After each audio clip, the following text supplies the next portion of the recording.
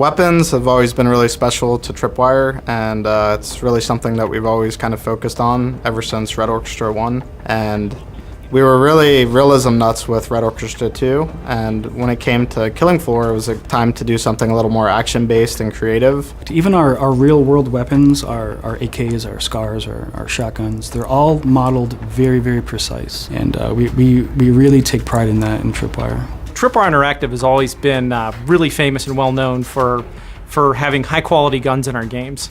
Part of this is obviously because, well, we're gun nuts. But beyond that, we feel like in a first-person shooter game, the primary way that a player interacts with the game is with their weapon. So for us, we want to make sure that the weapons are as immersive and as enjoyable as possible for the player. For Killing Floor 2, what we really want to do with weapons is what would be fun to kill the Zeds with. You know, a lot of it is looking at what were the favorites from Killing Floor 1 that we want to bring back. You know, assault rifles like the AK, you know, shotguns like the AA-12. Those are really fun to just destroy monsters with.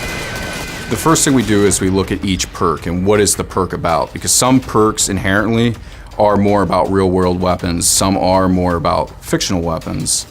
Then we look at Killing Floor 1 and that perk and what were people's actual favorites, what were the ones people really loved. Because we want to make sure we don't take anything away from that. But also, we look at what are weapons that would be fun and creative to kill Zeds with. So this brings us into where we're getting maybe some sci-fi weapons, or maybe some, you know, post-apocalyptic hybrid weapons. Really, the sky's the limit for us. And if it's fun to kill Zeds with, we want to put it in the game. And then the great thing about Killing Floor is, you know, when this game comes out, that won't be the total weapon set that you're going to have. Killing Floor 1 came out, and I believe we had about 19 different weapons, and now we have almost 70. So the same thing's going to happen with Killing Floor 2. You know, we're going to constantly add more stuff. We're going to add new weapons. We're going to make the perks have even more variation. My favorite weapon in Killing Floor 2 so far is probably the AA-12. So my favorite gun is probably the AA-12, the most powerful shotgun for the support perk. It's a classic, fully automatic shotgun that we had in the first game, and you know, you just feel so powerful when you're just ripping through the Zeds. Mostly just because it's a fully auto shotgun and it can just unleash so much damage down the lane. My personal favorite is going to be the Berserker class. It's gonna slice and dice, but I can't really say too much. I was always a big fan of burning things, so any flame weapon tends to get my attention, and there's going to be some fun stuff lurking there.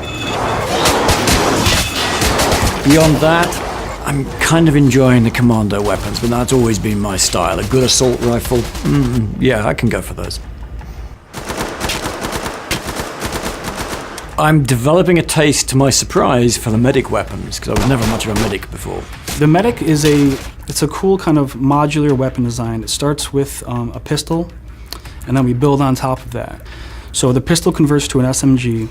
It's reloaded all through the same pistol grip, and then for the SMG to convert to the Tier 3 shotgun, we keep the shroud this time.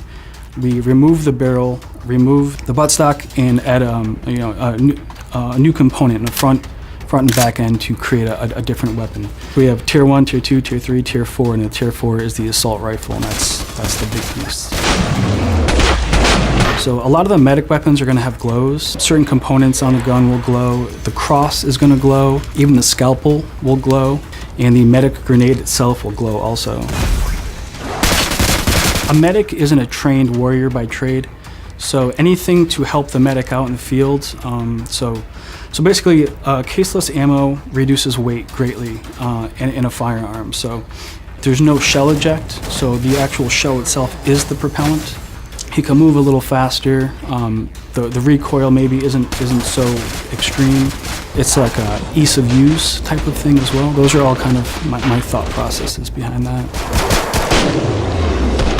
So when you're looking at iron sights through the optic, all the information you need is there. Your ammo count, your healing dart recharge rate.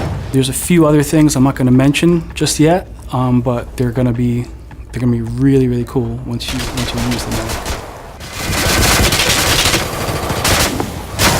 I want people to have fun when they use these weapons. I want people to just have a different experience each time.